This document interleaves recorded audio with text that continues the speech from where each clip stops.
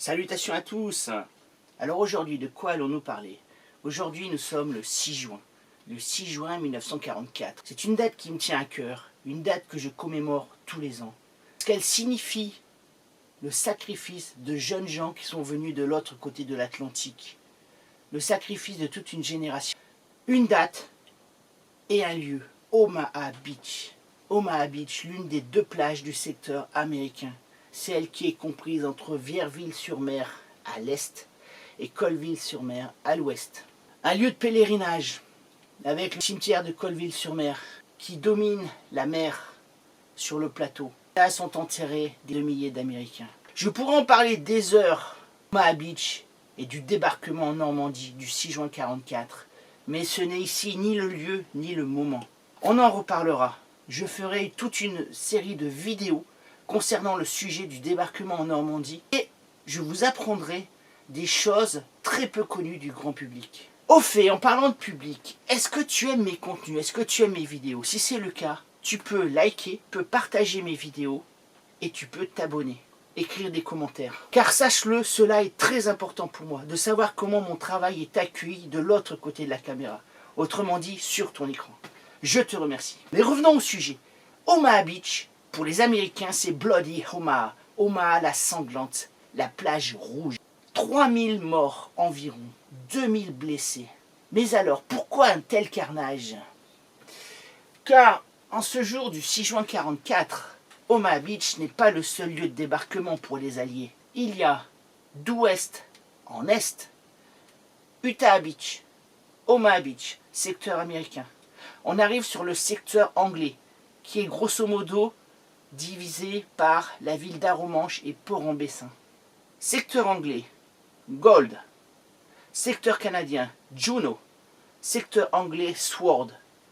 Et ensuite, on arrive à Ouistreham, qui met fin aux plages du débarquement. Alors, regardons combien il y eut de morts sur toutes ces plages. Utah Beach, environ 200 tués. Gold, un peu moins de 400. Juno, 340 Canadiens tués, 200 Anglais. Je ne compte pas les blessés. Enfin, Sword, 630 tués et blessés. Omaha Beach, celle qui nous concerne, 3000 morts, 2000 blessés. Que s'est-il donc passé? Il y a plusieurs facteurs qui entrent en ligne de compte. Des facteurs météorologiques, c'est vrai, le temps était assez pourri, la mer assez houleuse, ce sera très important. Des nuages, de la brume. Il ne faut pas oublier que le débarquement a démarré à 6h30 du matin. Néanmoins, ce n'est pas tout. Il y a, comme toujours, dans les grands fiascos de l'histoire de la France et du monde, l'incompétence, la bêtise et l'arrogance humaine.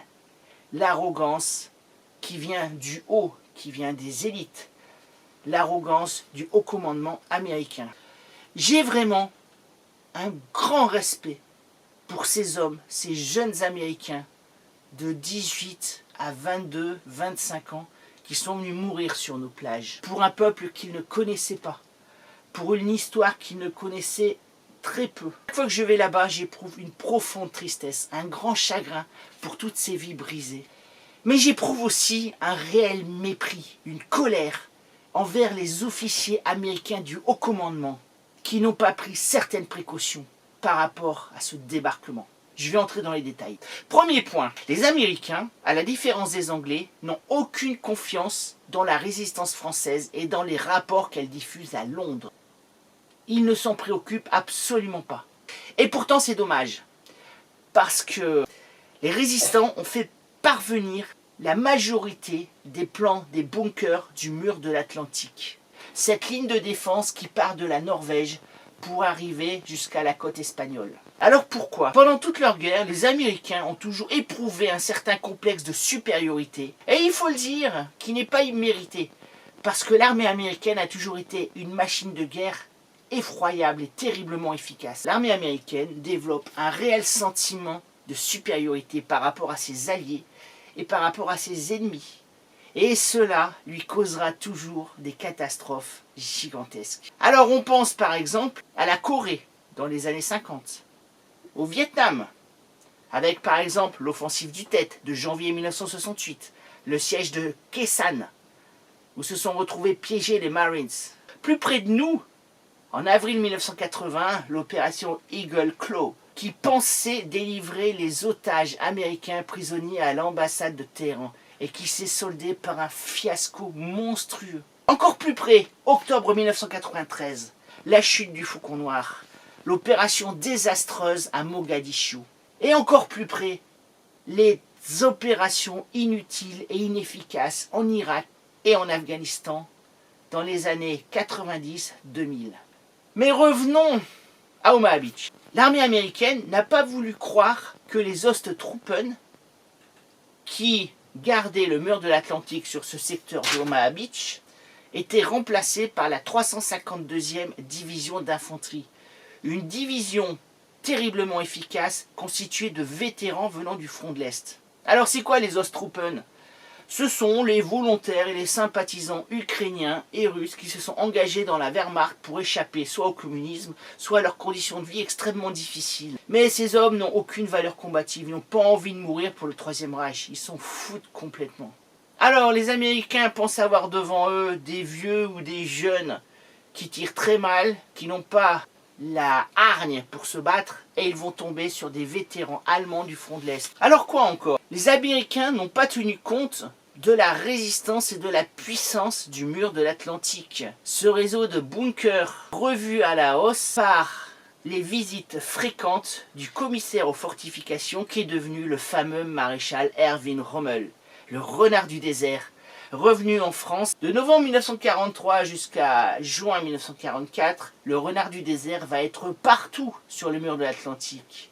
Et là, il va à un moment sortir un petit calepin et dessiner, en regardant la plage devant lui, tout un réseau de pièges diaboliques. Des hérissons de chèque en acier, des chevaux de frise, c'est-à-dire des assemblages de poutres de troncs d'arbres, avec soit une mine anti-char sur le sommet, soit une espèce d'ouvre-boîte. Ces obstacles sont destinés à ouvrir, à éventrer les coques des engins amphibies américains, que ce soit les LCVP, les LCI, les LCA, les LCM ou les Duck. Mais il n'y a pas que ça, il y a aussi les asperges de Rommel, des pieux qui sont plantés pour empaler les soldats. Et il y a des réseaux de barbelés qui rejoignent tout l'ensemble. Et des mines partout.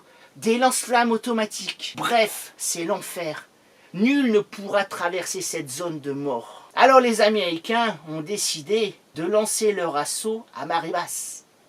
Car il n'est pas possible de laisser leurs engins amphibies aller se planter, s'éventrer sur tous ces pièges. Donc le soldat américain, le GI, va débarquer de sa barge d'assaut et il va parcourir les 300 mètres de l'Estrane. C'est la partie de la plage qui est recouverte par la mer à marée haute et laissée nue à marée basse. Les soldats vont courir le plus vite possible dans un sable mou, un sable meuble, un sable extrêmement humide, extrêmement coulant. Je me suis amusé à courir sur la plage d'Omaha Beach en Bermuda. C'est déjà très compliqué. Alors avec le fusil Garand qui pèse 5 kg et les munitions et tout le barda, c'est quasiment infaisable. Alors il y a la distance, il y a les pièges, il y a les mines, il y a les soldats en face, la 352e division d'infanterie allemande. Et il y a l'armement allemand. Ah, ils en ont des armes les Allemands, ils en ont entassé en vue de ce qu'ils appellent le jour le plus long. Ils en ont entassé des obus, des mines, des lance-flammes, des mitrailleuses, MG34, MG42, des pistolets, des munitions, des fusils Gewehr Kar 98, excellent matériel. La MG42 avec ses 1300-1500 coups par minute peut couper un homme en deux. Les Gewehr 98 manipulés par les snipers de l'armée allemande vont faire mouche presque à chaque fois. La munition de 7,92, c'est-à-dire ceci, va faire des ravages chez les GI. Et les bunkers, il va bien falloir les prendre d'assaut avec leur haie de barbelés de 5 à 6 mètres de large. Ce sera l'enfer. Ça va être l'enfer. Ça va être inimaginable. Un déluge de sons. Des choses qu'on ne peut pas imaginer. On peut essayer de projeter la réalité par les textes qui nous sont parvenus des survivants. On peut essayer de regarder le jour le plus long. Surtout, il faut sauver le soldat Ryan. Essayez de s'imaginer ça, tous ces corps déchiquetés par les mines, ces corps coupés en deux par les rafales de mitrailleuses, ces têtes qui explosent, ces corps en feu avec le napalm des lance-flammes. Mais on en reste là. On peut essayer d'imaginer, mais on ne saisira jamais la réalité de l'instant. Et tant mieux. Voilà, j'espère que tu as aimé. Et souviens-toi, l'histoire, c'est toi qui l'as fait.